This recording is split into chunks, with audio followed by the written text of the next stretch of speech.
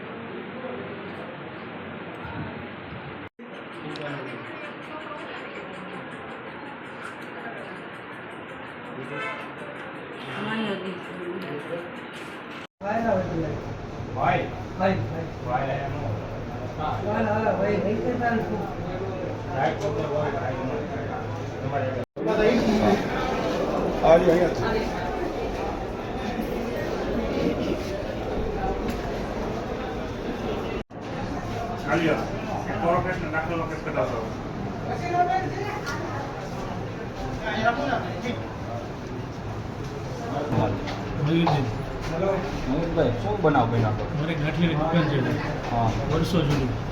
મકાન માલિકની નિયત ફરી છે. એમ કેમ પ્રકારે મારી ઉપર પહેલાં એમની પોલીસમાં ફરિયાદ કરેલી છે. આ લોકો એમ કેમ પ્રકારે છે ને દુકાનમાંથી ખાલી કરવા માંગે છે. બધી કચરો ફેંકવો, પાન માણસો ફૂંકવું, કપડાં ફૂંકવા, પછી આ જે ડેલી માનસિક ત્રાસ આપીને પછી તમે આ લોકો ઉપર આવીને અમારી પર ધોકા તૂટી પડ્યા છે. અત્યારે શું બનાવ બન્યો? અત્યારે સવારમાં આવીને કીધું ગાડી જાય હું ઠોકી ગાડીની યારે અને કીધું કે તમારે રાખવાનું નહીં, તમારા બાપનું નથી એમ કરીને સીધું છે ને ધોકા પર ઠોકી તૂટી પડ્યા. કોણ હતું મારવા? અશરફ, બીજું એના મમ્મી. હું કરી દઉં. તમને કેટલા લોકોની ઈજા થઈ? મને ને મારા મમ્મીને.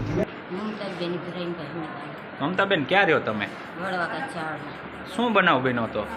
ખાલી છોકરાએ કીધું કે આ લારી જરાક આગી રાખતા હોય તો ગુલાબભાઈ તો છોકરાને જેમ તેમ ગાળું દેવા માંડ્યા.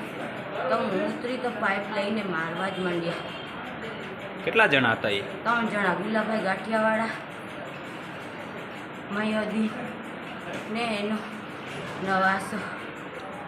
તમારા કેટલા જણાને વાગ્યું છે? મારા છોકરાને જ મને